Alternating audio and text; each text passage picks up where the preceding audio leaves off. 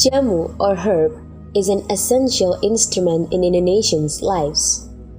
Even though it seems like an alternative solution, jamu is still needed and sought after by many people. That is because jamu is very easy to obtain. It grows on every inch of this land, so that the raw material for making jamu will be handy to find.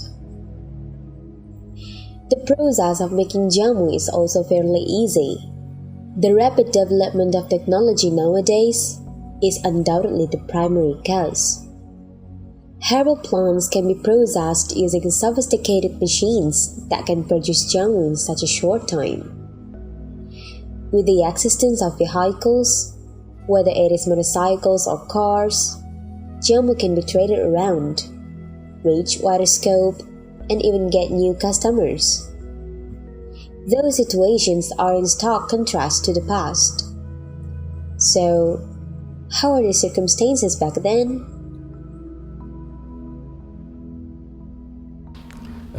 Sejarah jamu gendong adalah bahwa di sini ya dulu itu ada orang dari daerah Solo, kemudian ke sini dan kebetulan di sini di tempat saudaranya dan ada 2 orang mereka kemudian jual jamu.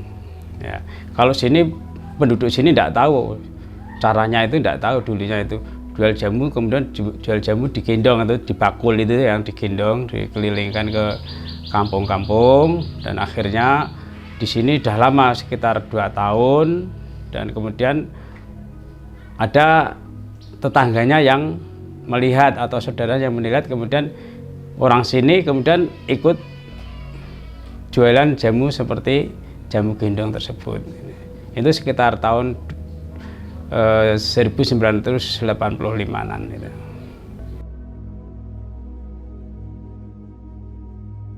Sejarah kampung jamu ini karena apa? Karena sekarang untuk sama sekarang ini di desa Sumbersari, Kelurahan Wonolop ini sudah ada sekitar 35-an orang yang jual jamu gendong. Hanya di wilayah RW 10 ya. Oleh karena itu, karena banyaknya orang yang jualan jamu gendong ini, kemudian dari pemerintah Kota Semarang mencari potensi-potensi dari masyarakat untuk memajukan masyarakat setempat. Kemudian di sini ditunjuk sebagai kampung tematik jamu gendong. Karena apa? Karena banyak orang-orang yang menjual jamu gendong. Itu terjadi pada tahun 2016 akhir ya. Itu dinobatkan sebagai jamu gendong, kampung tematik jamu gendong oleh Bapak Wali Kota Kota Semarang, Bapak Hindrat Priadi. Untuk dinobatkan sebagai kampung jamu yaitu Desember tahun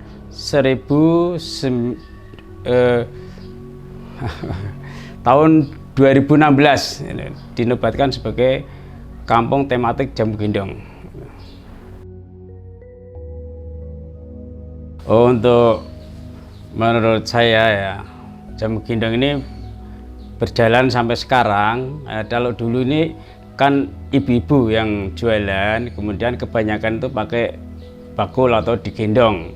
Nah setelah itu ada generasi kedua anak-anaknya yang karena mereka sudah bisa naik sepeda motor, kemudian berpikiran bagaimana caranya jamu tersebut tidak digendong lagi untuk bisa kemana-mana atau lebih jauh lagi dalam memasarkan jamu gendong. Kemudian mereka punya inisiatif, oh ya pakai sepeda motor. Nah kemudian pakai sepeda motor dan kita buat kerombong jamu untuk sepeda motor tersebut dan kita jajakan atau kita jual jamu dengan naik sepeda motor dari kampung ke kampung.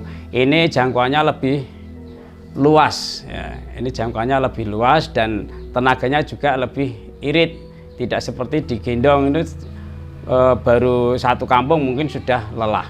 Itu perkembangan untuk sekarang dan alhamdulillah pada zaman sekarang ini banyak sekali orang-orang yang bisa naik sepeda motor dan banyak sekali anak-anak keturunan kita tidak malu kalau jual jamu.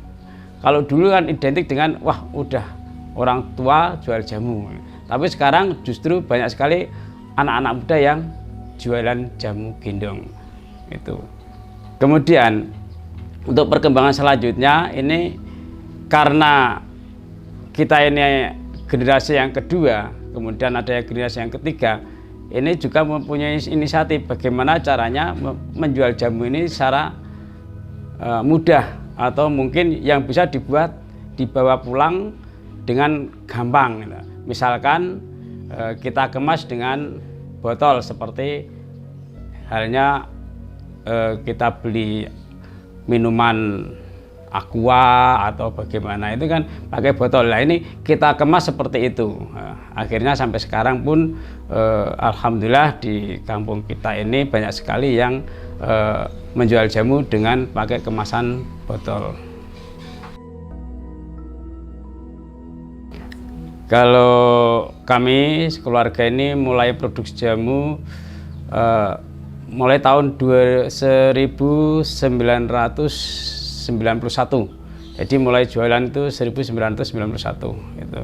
Sampai sekarang berarti sudah sekitar 30 tahunan lebih. Untuk memproduksi jamu dari awalnya mulai 91 ini saya dan istri saya.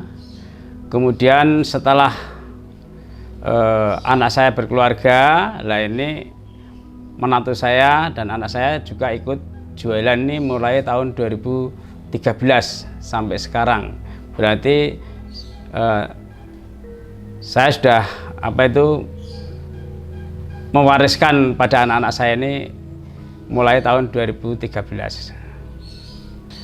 Untuk jenis-jenis jamu yang kami buat itu satu beras kencur, kemudian kunyit asam, kemudian cabai puyang, temulawak, kemudian wejahan, kemudian sirih manjakani, sambiroto dan lain-lain. Ada 9 item itu. Kalau untuk sekarang itu sekitar lebih kurangnya 150 literan untuk memproduksi tiap harinya. Itu untuk masa-masa sekarang ini. Sebenarnya untuk masa pandemik ini, di masa pandemik ini banyak sekali mereka yang mencari istilahnya untuk menjaga imun tubuh mereka ya, terutama temulawak, kemudian jahe, kemudian kunir kental ya. Itu yang mereka cari, kemudian sambiroto ini yang mereka cari ini, untuk menjaga imun tubuh mereka masing-masing. Kalau kedepannya ini kami punya cita-cita ya dan harapan agar kegiatan-kegiatan seperti ini, kegiatan-kegiatan jamu gendong ini diperhatikan oleh pemerintah Kota Semarang ya. Kemudian diperhatikan dan nantinya juga dibimbing, minta bimbingan dan arahan ke depannya agar jamu gendong di wilayah Sumbersari, Kelurahan Wonolopo ini tidak musnah begitu saja, tapi justru berkembang semakin besar.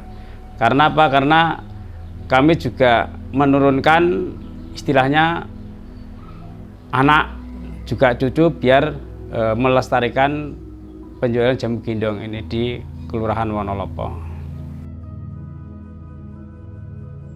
From day one until now, the development of jamu or herb has experienced plenty of changes. It started from someone who carried jamu in their bag to a jamu served in plastic bottle and sachet, such as jamu jago, sido muncul, air mancur, nyonya menir, and many others more, which can be found in every outlet. Moreover, the emergence of herbs villages like Jamu Gendong Thematic Village in Mijen, Semarang is absolute proof that the government is increasingly highlighting the herbal medicine business. Undoubtedly, those are caused by the government and public awareness about the importance of jamu or herb, not only for well-being, but also as a cultural heritage that must be well managed and preserved.